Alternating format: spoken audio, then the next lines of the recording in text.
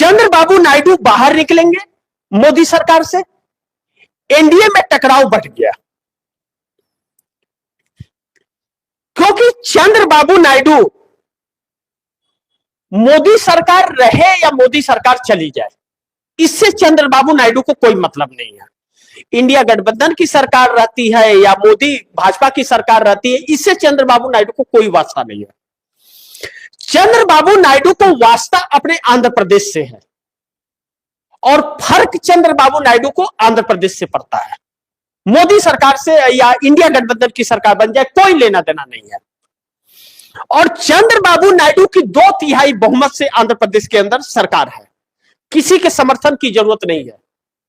पवन कल्याण ब्याज में उनके साथ है, पवन कल्याण की जरूरत भी नहीं है, लेकिन वह साथ चुनाव लड़े थे तो उनको साथ लेकर के चल रहे। और पवन कल्याण एक सभ्य नेता है और साउथ के एक अच्छे माने जाने स्टार हीरो भी है।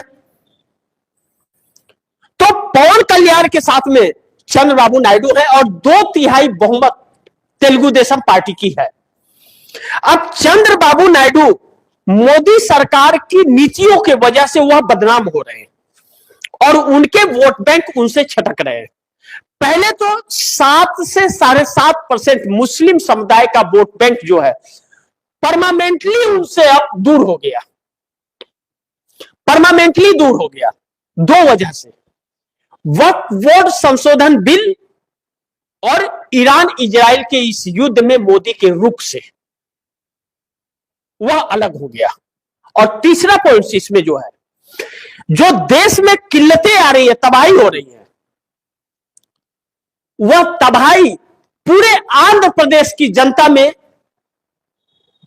चंद्रबाबू नायडू के खिलाफ एक माहौल बनाने का काम कर रहा है।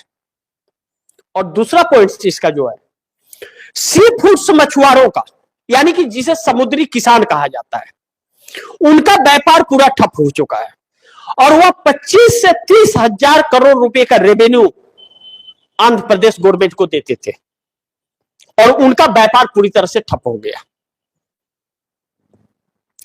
अब ऐसे में चंद्रबाबू नायडू का वोट बैंक भी खसक रहा है, तो फिर 19 वाली परिस्थिति में चंद्रबाबू नायडू आ रहे हैं कि चुनाव हार जाएंगे।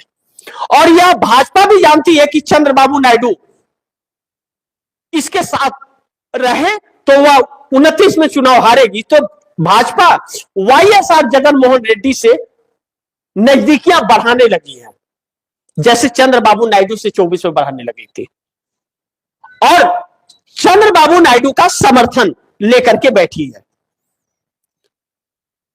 यह बात चंद्रबाबू नायडू बखूबी समझते हैं और चंद्रबाबू नायडू यह सोच रहे हैं कि जैसे 2018 में मोदी सरकार से अलग हुए थे कि आंध्र प्रदेश को विशेष राज्य का दर्जा देने की बात कही थी, नहीं दी इन्होंने, तो समर्थन वापस ले लिया। तो उस समय भाजपा के पास 285 सांसद थे।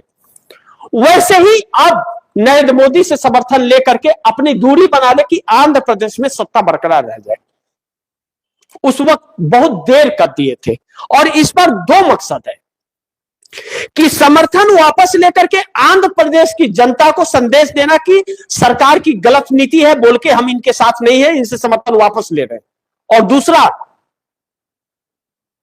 वह अपने बेटे नारा लोकेश को आंध्र प्रदेश सौंप कर सीएम बना करके केंद्र की राजनीति में एंट्री मारना चाहते हैं, क्योंकि अच्छा खासा सांसद है उनके पास, वह विपक्ष की भूमिका में भी अपने आप को दिखा पाएंगे लड़ता हुआ।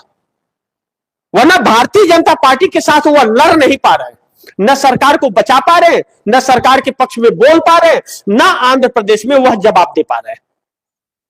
तो ऐसे में चंद्रबाबू नायडू भी रास्ता निकालते हुए और बाहर निकलते हुए नजर आ रहे हैं और एनडीए गठबंधन के अंदर टकराव भी बढ़ता हुआ नजर आ रहा है। तो